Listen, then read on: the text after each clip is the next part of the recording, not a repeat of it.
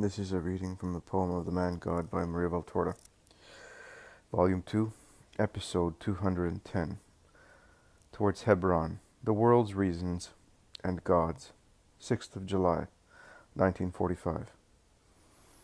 I do not suppose you wish to make a pilgrimage to all the known places in Israel, says the Iscariot, ironically. He is discussing in a group where there are Mary of Alphaeus and Salome, together with Andrew and Thomas. Why not? Who forbids us? Asks Mary of Clopas. I do. My mother has been waiting for me for such a long time. Well, go to your mother. We will reach you later, says Salome, and she seems to be adding mentally, no one will miss you. Certainly not. I am going with the Master, contrary to what has been arranged. Mary is not coming, and that should not have been done to me, because I was promised she would come. She stopped at Bethzer for a good reason. That woman was really unhappy. Jesus could have cured her at once without making her recover by degrees. I do not know why he is no longer fond of working outstanding miracles. He must have holy reasons for doing what he did, states Andrew calmly. Of course, and he thus loses proselytes. Our stay at Jerusalem, what a disappointment it was. But the more there is need for high-flown things, the more he crouches in the dark. I intended so much to fight. Excuse my question, but what did you want to see? And with whom did you intend to fight? Asks Thomas. What? Who? But I wanted to see his miracles, and then make head against those who say that he is a false prophet, or possessed. Because that is what they say, see? They say that if Beelzebub does not support him, he is a poor wretch. And since Beelzebub's whimsical disposition is well known, and we know that he delights in taking and leaving as a leopard does with its prey, and that this mentality is justified by facts, I become impatient when I think that he does nothing. We are cutting a lovely figure. The apostles of a master who does nothing but teach. That is undeniable, but nothing else. Judas's abrupt pause after the word master makes the others think he was about to say something nasty. The women are horrified, and Mary of Alphaeus, being a relative of Jesus, says frankly, I am not surprised at that, but I am astonished that he puts up with you, boy. But Andrew, the ever meek Andrew, loses his temper and blushing, very much like his brother, just this once, says furiously, Go away, and you won't cut any more bad figures because of the Master. And who asked you to come? He called us, not you. You had to insist several times to be accepted. You imposed yourself. I do not know who keeps me from reporting everything to the others. One can never talk to you. They are right when they say you are quarrelsome and ignorant people. Well, to tell you the truth, neither do I understand how you can say that the Master made a mistake. Neither did I know of the whimsical disposition of the demon. Poor thing, he must certainly be odd. Had he been intelligent, he would not have rebelled against God. But I will take note of that, teases Thomas, to avert the approaching storm. Don't jest, because I am serious. Can you perhaps say that he attracted attention in Jerusalem? Also Lazarus said so. Thomas breaks into a hearty laugh. Then, still laughing, and his laughter has already disconcerted Judas, he says, He has not done anything? Go and ask the lepers at Siloam and Hinnom. That is, you will not find anyone at Hinnom, because they were all cured.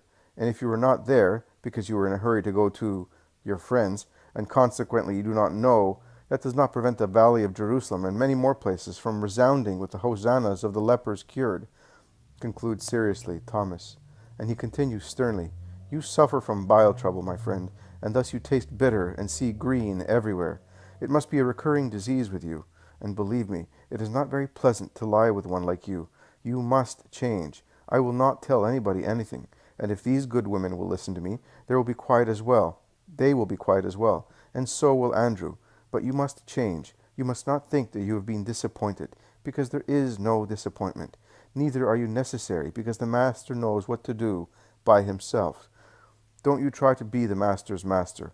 And if for that poor woman of Eliza he acted thus, it means that that was the right thing to do. Let snakes hiss and spit as they like. Don't go to the trouble of acting as a broker between them and him. And above all, do not think that you lower yourself by being with him.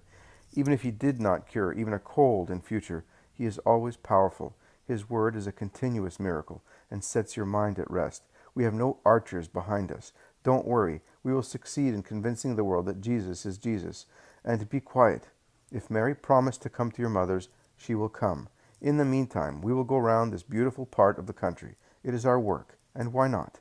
Let us make the women disciples happy by going to visit Abraham's tomb, his tree, and Jesse's sepulchre. And what else did you say? They say that this is the place where Adam lived and where Abel was killed. The usual senseless tales, grumbles Judas. In 100 years' time they will say that also the grotto of Bethlehem and many other things were a tale. But, excuse me, you wanted to go to that stinking cave at Endor, which you must agree did not belong to a holy cycle, don't you think so? And they have come here, where they say there is the blood and the ashes of saints. Endor brought us John, and who knows? What a handsome acquisition John is, scoffs the Iscariot.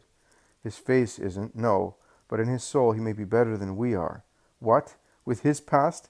Be quiet. The Master said that we are not to remember it.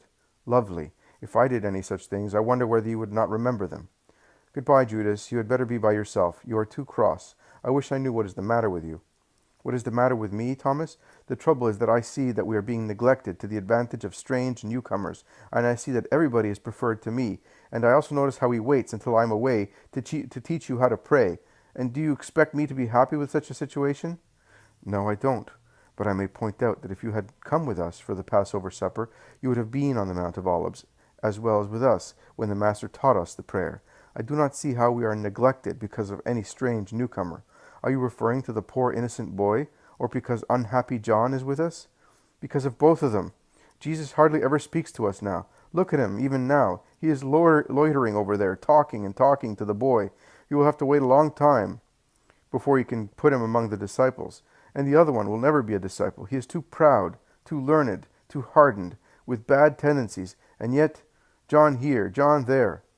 Father Abraham, help me to bear this in patience. And then what do you think that Master prefers others to you? Do you not see that even now, when it was time to leave Bethzur, after stopping to teach 3 shepherds, who could have very well been taught by Isaac, whom does he leave with his mother? Me? You? No, he leaves Simon, an old man who can hardly speak. But the little he always says is said right, retorts Thomas, who is now alone because the women and Andrew have gone away and are walking fast in front of them, as if they wish to get past the stretch of the road where the sun is very warm. The 2 apostles have become so excited that they do not hear Jesus coming, because the noise of his footsteps is completely muffled by the dust of the road. But if he makes no noise, the 2 are shouting as loud as 10 people, and Jesus can hear. Behind him there are Peter, Matthew, the 2 cousins of the Lord, Philip and Bartholomew, and the 2 sons of Zebedee with Margin between them. Jesus says, "You are right, Thomas." Simon speaks little, but the little he says is always right. His mind is placid and his heart honest, and above all, he has a great good will. That is why I left him with my mother. He is a true, reliable man, and at the same time, he knows how to live. He has suffered and is old. Therefore, I am saying this because I suppose there is someone who thinks my choice was unfair. Therefore, he was the most suitable to remain. Judas, I could not allow my mother to be left alone near a poor woman who is still ill, and it was just that I should leave her. My mother will complete the work I started, but I could not leave her with my brothers, or with Andrew, James, or John, or with you. If you do not understand the reason, I do not know what to say. Because she is your mother. She is young, beautiful, and people will always have filth in their thoughts, on their lips and hands, particularly in their hearts. Dishonest people who see their sentiments in everybody else. But I am not concerned with their mud. It falls off by itself when it is dry. But I preferred Simon, because he is old, and he would not remind the desolate woman too much of her dead sons. You, young men, would have recalled them with your youth. Simon knows how to watch without being noticed. He never demands anything. He understands and can control himself. I could have taken Peter. Who would be better than he, near my mother? But he is still too impulsive. You know that I tell him openly, and he takes no offense. Peter is sincere, and he loves sincerity, even to his own detriment. I could have taken Nathanael, but he has never been to Judea before. Simon, instead, knows the country well, and he will be invaluable in bringing my mother to Kerioth.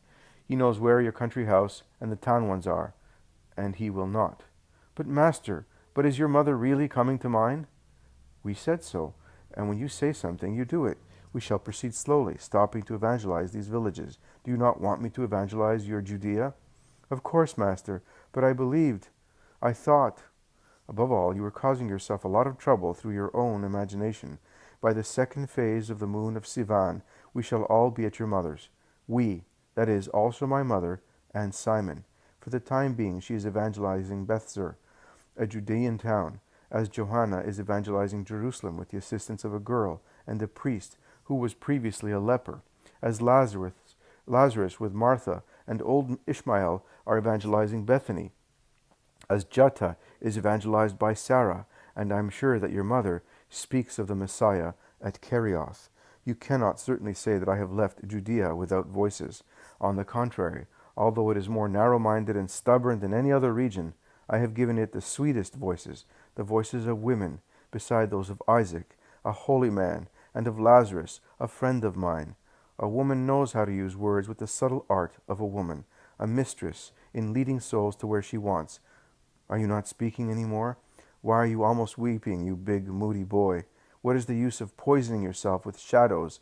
Have you still any reason to be upset? Tell me. Speak up. I am bad, and you are so good. Your goodness always strikes me because it is always so fresh and so new. I can never tell when I am going to find it on my way. You are right. It is not possible for you to know, because it is neither fresh nor new. It is eternal, Judas. It is omnipresent. Judas, oh, we are near Hebron, and Mary, Salome, and Andrew are waving their hands to us. Let us go. They are speaking to some men. They must be asking where the historical places are. Your mother is becoming young again by this recollection, my dear brother. Judas Thaddeus smiles at his cousin, and Jesus smiles back. We are all becoming young, says Peter. I seem to be at school once again. But this is a lovely school, much better than Elisha's, the grumbler. Do you remember him, Philip? What did we not do to him? Remember the story of the tribes? Say the towns of the tribes. You did not say them in chorus. Repeat them. Simon, you look like a sleeping frog. You are left behind. Start all over again. Oh dear, my head was full of names of towns and villages of bygone days, and I knew nothing else. Instead, here, one really learns. Do you know, Margiam, one of these days your father will be going to sit his exam, now that he has learned. They all laugh while going towards Andrew and the women.